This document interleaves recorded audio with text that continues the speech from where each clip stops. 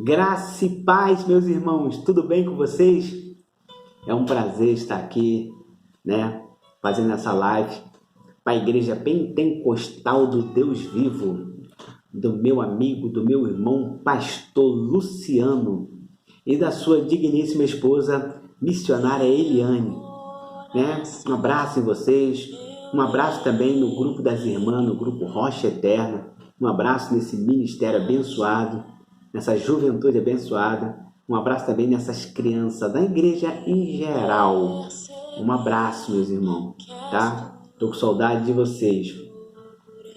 Para ser bem sucinto, Vamos logo lendo a palavra de Deus que se encontra em Hebreus, capítulo 9, que diz assim: Ora, a primeira aliança tinha ordenança de culto sagrado e também um santuário terrestre. Foi preparado um tabernáculo. Na primeira parte estava o candelabro, a mesa e os pães da preposição. E esse se chama Santo Lugar. Depois do segundo véu estava o tabernáculo, que se chama Santo dos Santos, o que tinha o altar de ouro de incenso e a arca da aliança, toda coberta de ouro, no qual estava um vaso de ouro que continha o maná e a vara de Arão que tinha brotado e as tábuas da aliança. Sobre a arca estavam os querubins da glória que, com a sua sombra, cobria o propiciatório. Destas coisas não falaremos agora, pormenorizadamente. Ora, estando essas coisas assim preparadas, continuamente entram no primeiro tabernáculo os sacerdotes para realizar os serviços. Mas no segundo, só o sumo sacerdote uma vez por ano, não sem sangue, que oferece por si mesmo e pelo pecado da ignorância do povo. Muito interessante essa leitura. Uma das maiores autoridades que nós encontramos na Bíblia Sagrada é o sacerdote. Quando Israel se organizou como nação lá no Monte Sinai, Deus ordenou que se levantasse o tabernáculo e que se separasse um corpo sacerdotal para ministrar ao Senhor e interceder pelo povo. E desde então, todos os sacerdotes pertenciam a uma linhagem arônica. Número capítulo 16, versículo 40, você vai poder ler isso. Todos eles pertenciam à linhagem arônica. Quando Samuel foi morar e trabalhar junto ao sacerdote Eli, aí você pergunta: Gilson, o que é um sacerdote? O que o sacerdote fazia? No Antigo Testamento, Jesus ainda não tinha vindo à terra e morrido pelos pecadores. Hoje, através do sangue de Jesus, nós temos perdão e purificação para a nossa vida, salvação para a nossa vida. Mas aquele povo antigo não tinha. Aí surge a pergunta: então como que eles poderiam ser perdoados? Aí que entra a função do sacerdote. O sacerdote era aquele que sacrificava algum animal e através do seu sangue, o sangue que apontava para Jesus, o sangue de Jesus que seria derramado na cruz do Calvário, os sacerdotes, ou no lugar santo dos santos, o sumo sacerdote entrava no lugar santíssimo, uma vez por ano, para pedir perdão por ele e pelo pecado do povo. Ele entrava lá também para pedir pela bênção para os povos, como eles iam agir através das festa solene, tudo eles consultavam, o sumo sacerdote consultava ao Senhor. Mas tudo isso era simbólico, tudo isso apontava para a cruz de Jesus. O pecado do povo era perdoado, mas entenda uma coisa, o pecado era coberto. Diferente, o pecado era coberto. Salmo capítulo 32, versículo 1, vai dizer que as iniquidades eram perdoadas e o pecado era coberto. Diferente de quando Jesus vem. Quando Jesus vem, porque é um simbolismo diferente quando Jesus vem. Quando Jesus vem, João capítulo 1, versículo 29, João Batista, quando estava batizando no deserto, o que João Batista dizia? Raça de víboras, quem vos ensinou a fugir da ira futura? Mas quando João Batista avista Jesus, ele vira para a multidão e diz: eis aí o Cordeiro de Deus que tira, que elimina, que arranca o pecado do mundo. Antigamente era simbólico, antigamente era coberto, mas agora não. Esse daí, ele arranca, ele te deixa limpo, ele não deixa uma raiz quando você e eu pedimos perdão. Antigamente, quem podia pedir a Deus só era o sumo sacerdote que entrava uma vez por ano.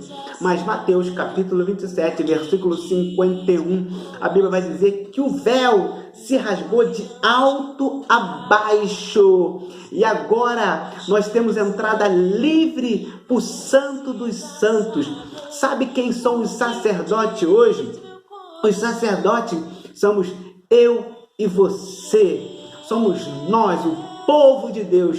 1 Pedro capítulo 2, versículo 9, a Bíblia vai dizer, olha o que a Bíblia diz sobre nós.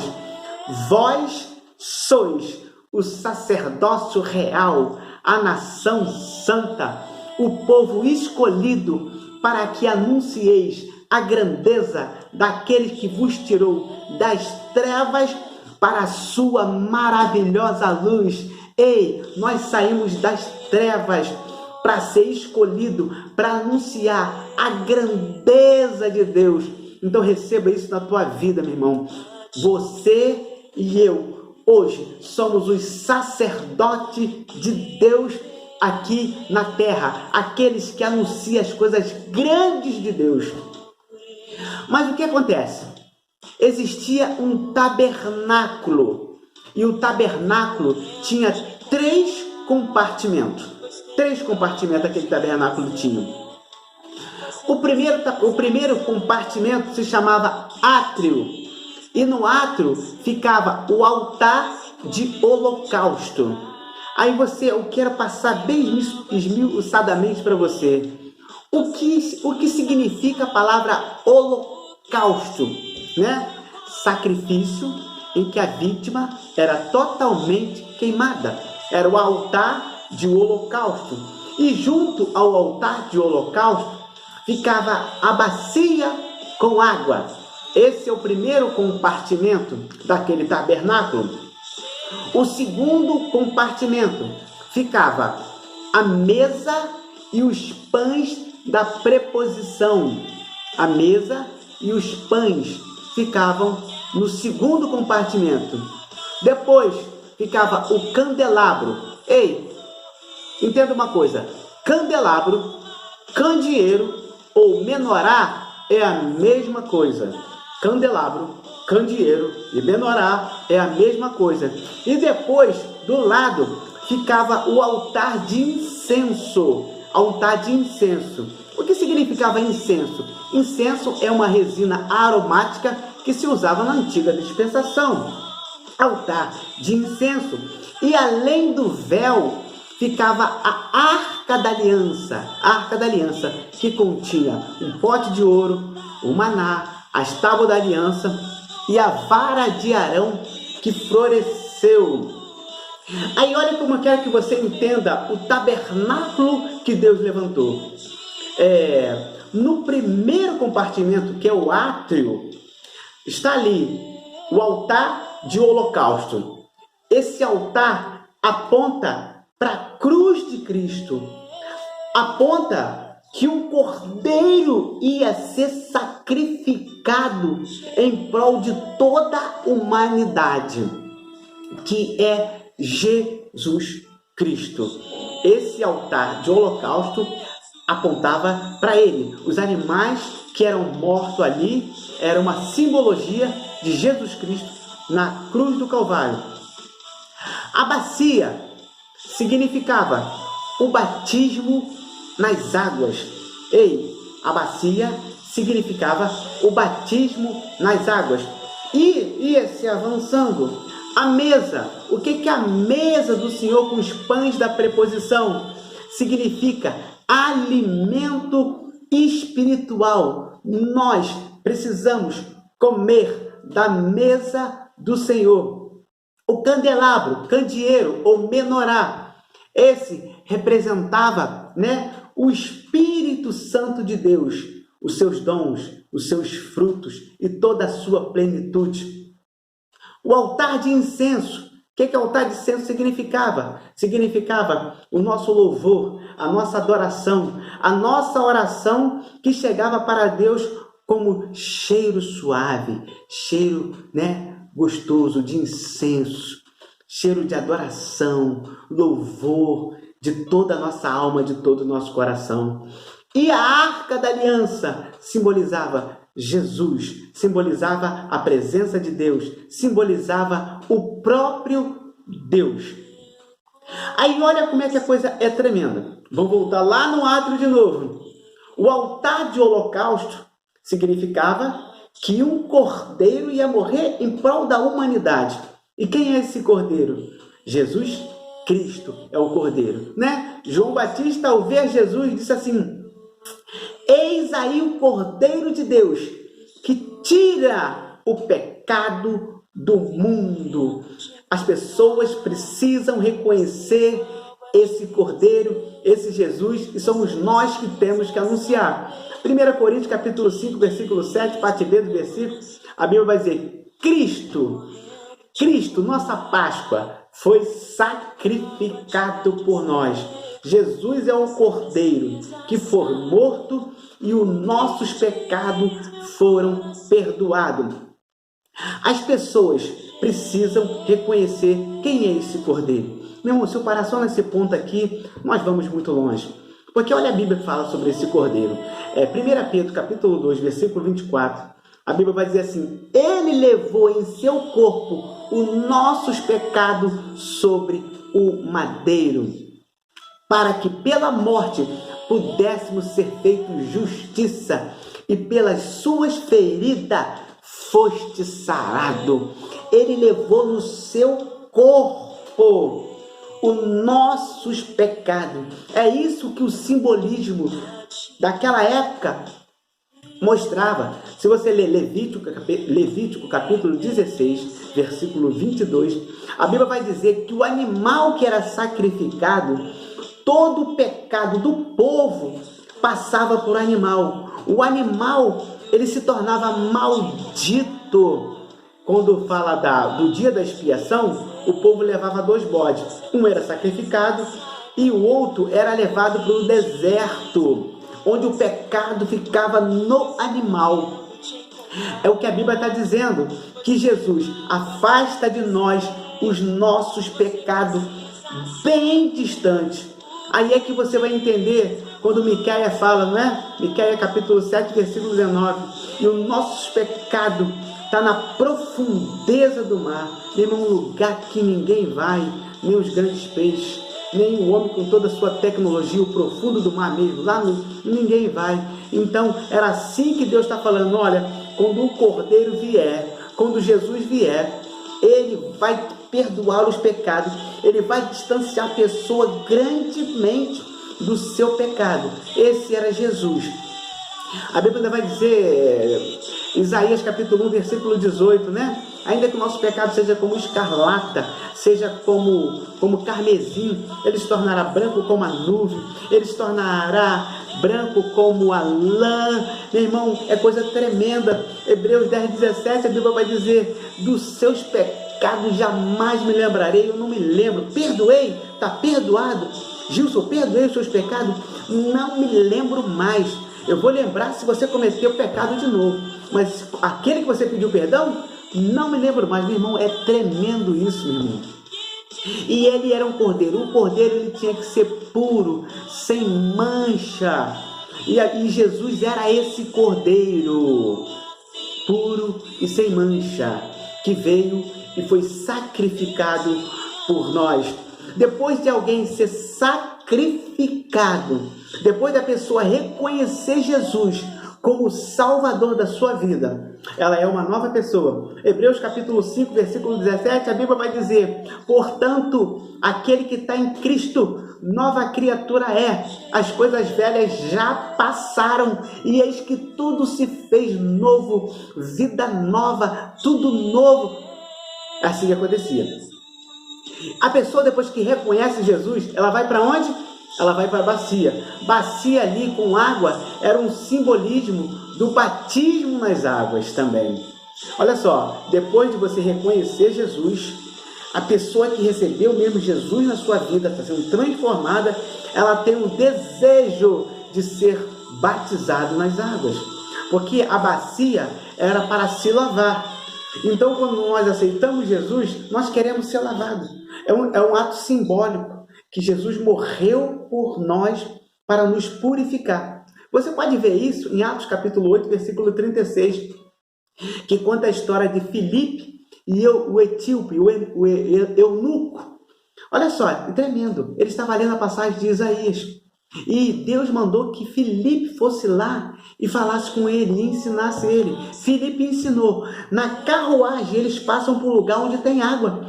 E o eunuco desejoso, o etíope desejoso de ser batizado, ele disse assim: eis ali a água, por que eu não posso ser batizado? O que me impede de ser batizado?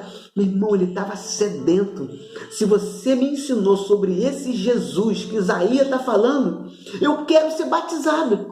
Então, quando a pessoa, no altar de holocausto, recebe Jesus, reconhece o sacrifício de Jesus, ela tem um desejo enorme de querer ser batizada. Aí, a pessoa é batizada.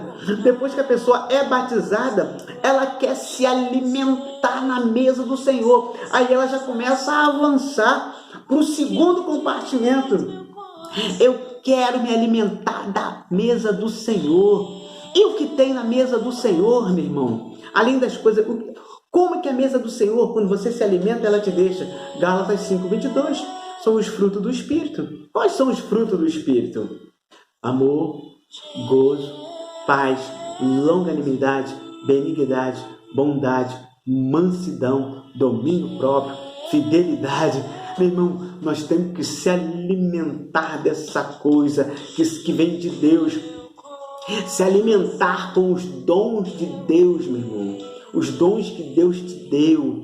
Se alimentar. Está orando, está falando com Deus, isso é um alimento. Está lendo a palavra, é um alimento. Você está na mesa do Senhor. E depois que você está na mesa do Senhor, você vai para o candelabro, né?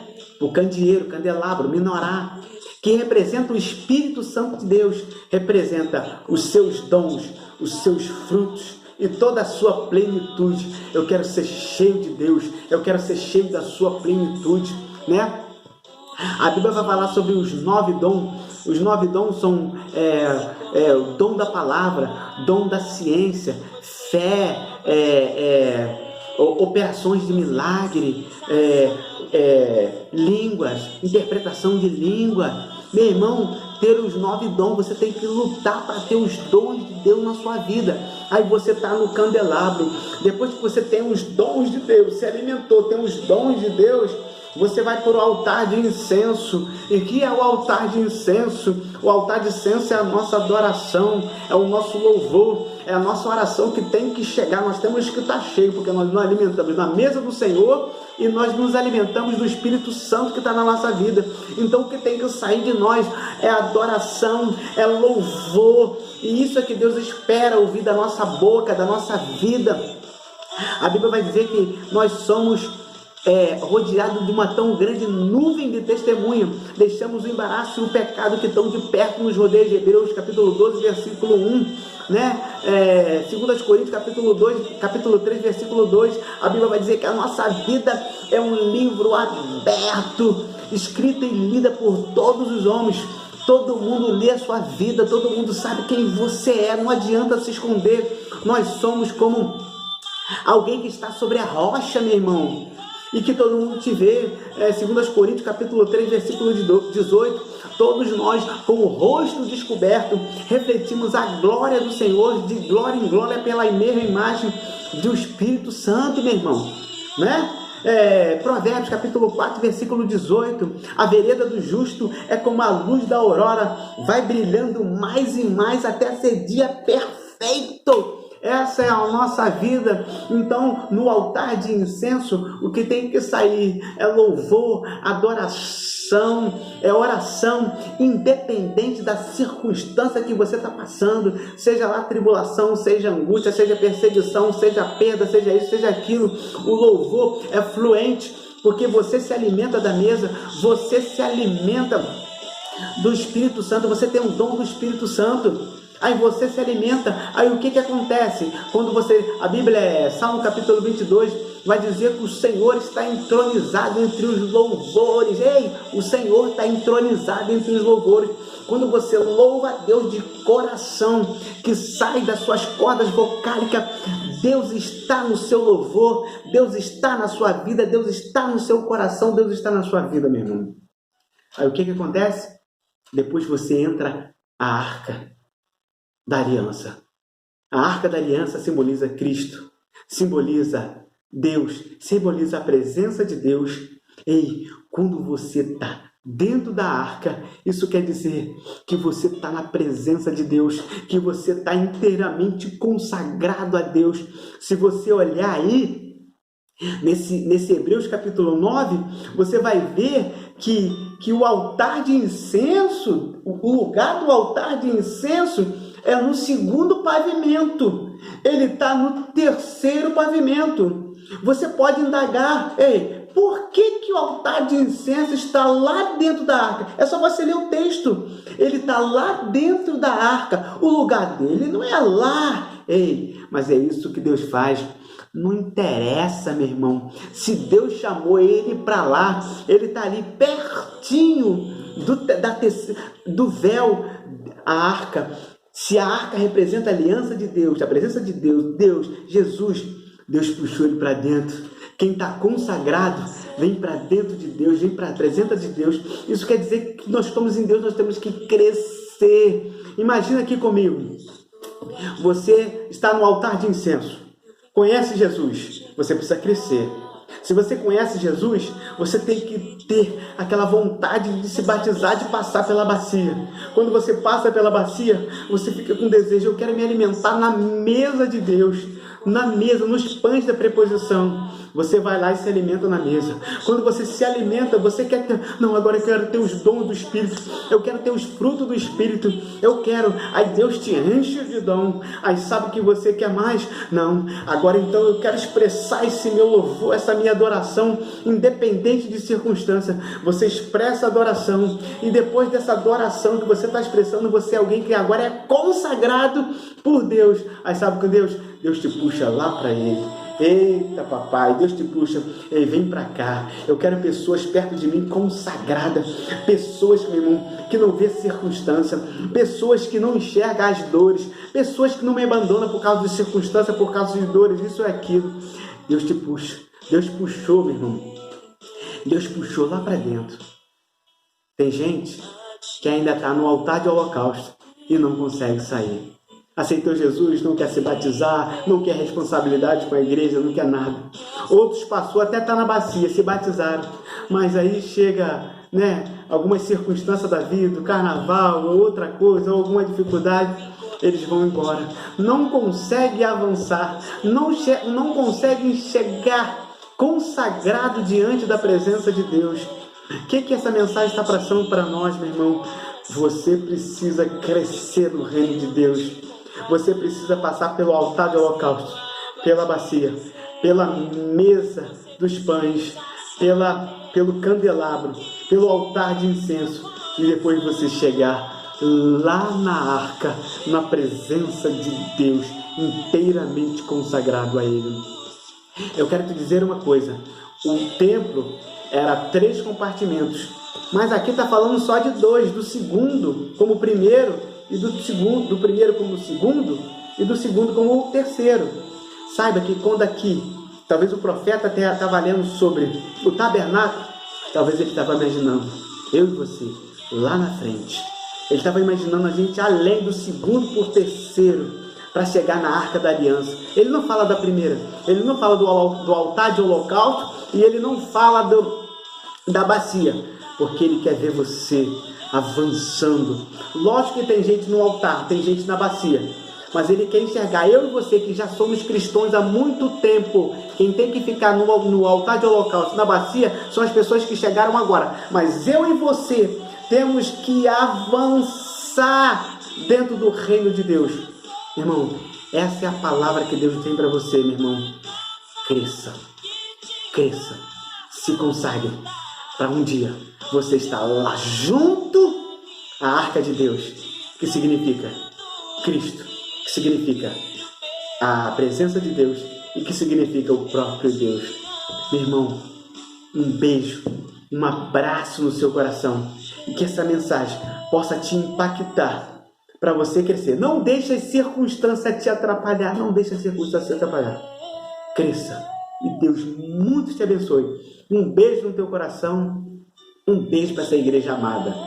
Amém.